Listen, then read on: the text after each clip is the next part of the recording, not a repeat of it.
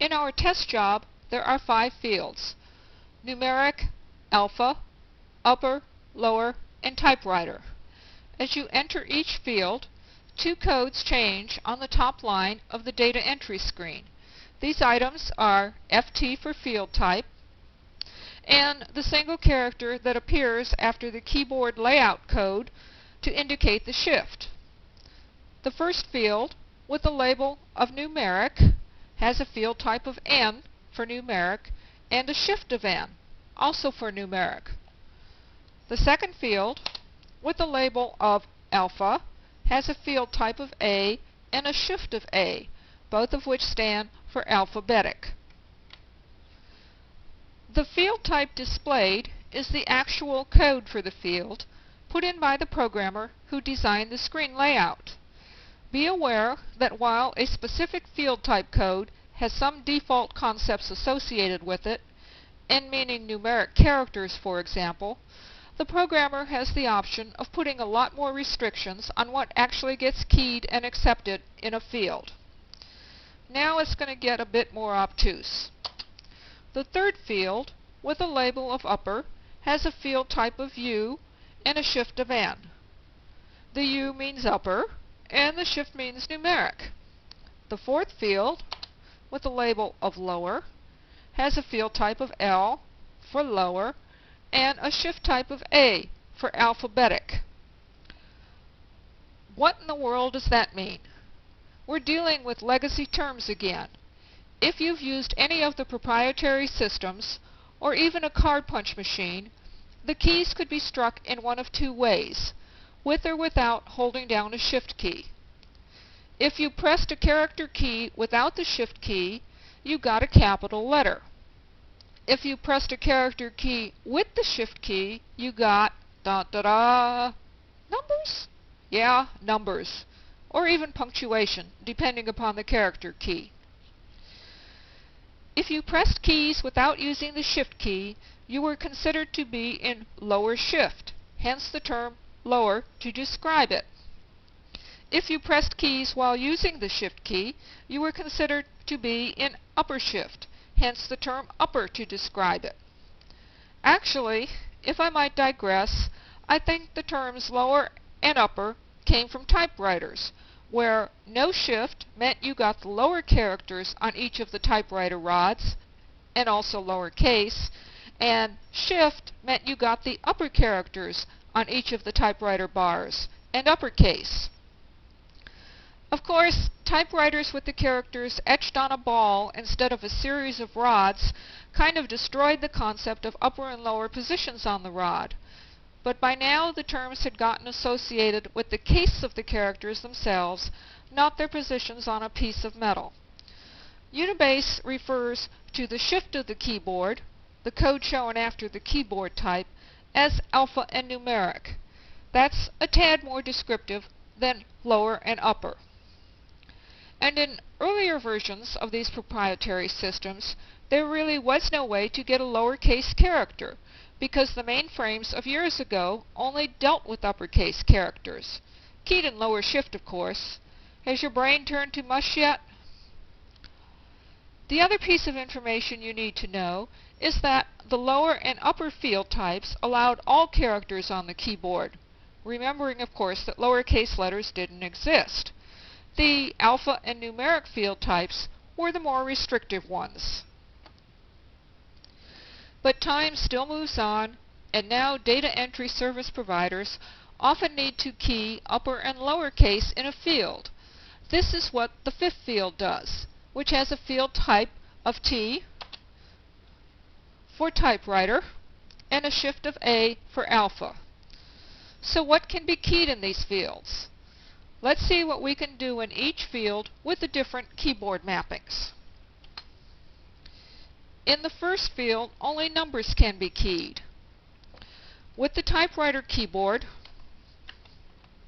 I can only use the numbers on the top rows of the keyboard, or I can use the numbers on the numeric keypad. If I use the embedded numbers keyboard, the one labeled NIX, then I can use character keys for some of the numbers. For example, the digit 1 is mapped to the U character key, the digit 4 is mapped to the J character key, and the digit 7 is mapped to the M character key. And the 0 is mapped to the 9, because this is the position for the 0 on these old key punch machines. Okay, so we're in the numeric field. We're on the typewriter keyboard. I can press the 1 on the top row of the keyboard, and I get a 1. I can press the 2 on the numeric keypad, and I get a 2. If I switch to the next keyboard, I'm going to press the letter O, unshifted, and I get the digit 3. This is because the shift is a numeric shift, and it implies that I'm going to get that numeric shift without having to hold down any other keys. And by the way, this numeric field means only numbers. I can't use a space. If I hit the space bar, I get an illegal character. I can't put in a plus sign. I still get an illegal character. I can't even put in a minus sign, unless the programmer has set up the job to allow it, which she can always do. The CADE keyboard has the same embedded numerics that the NIX keyboard does. So M, comma, period gives me 7, 8, 9. The next field is alpha, and no matter what keyboard, I'm going to get capital letters. A, B on the CADE keyboard,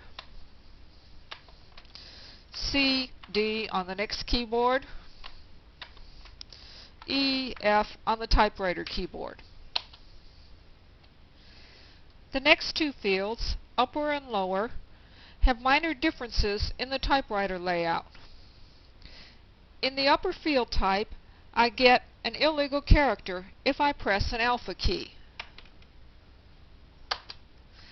I have to hold the shift down to get my capital letter. To get a numeric key, I just press a numeric key, the 1 from the top row of the keyboard, or the 2 from the numeric keypad. If I hold the shift, I get the punctuation associated with the key on the top row of the keyboard. For example, the shift and the digit 3 gives me the number sign.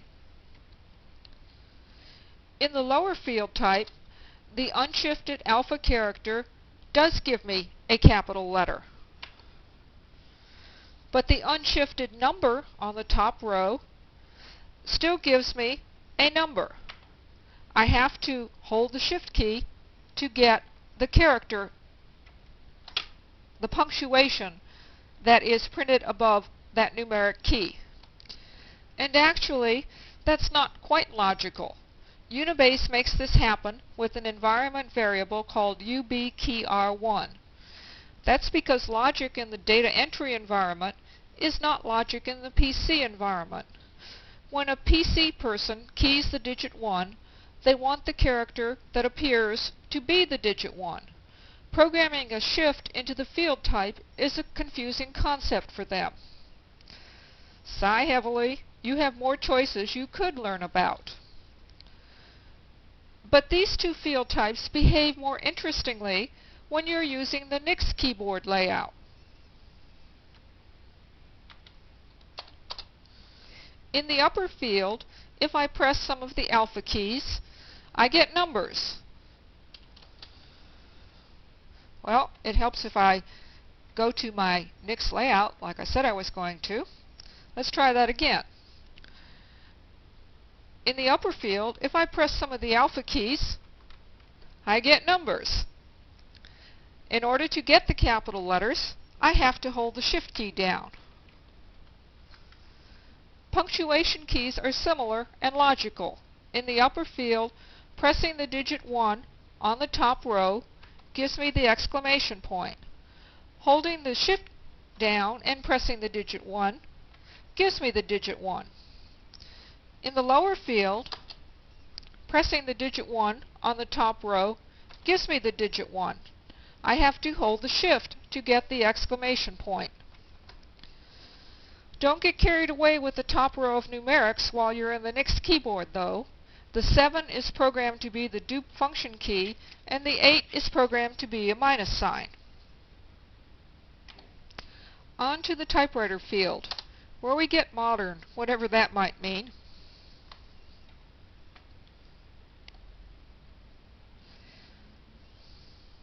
This field type allows upper and lower case keying, as well as all the numbers and punctuation characters.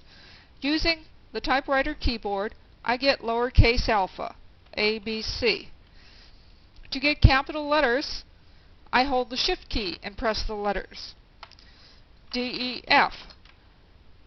To get numbers, I use either the top row of numbers on the numeric keypad or the ones that are on the numeric keypad. To get punctuation, I use the Shift key and press the letter on the top row. Choices?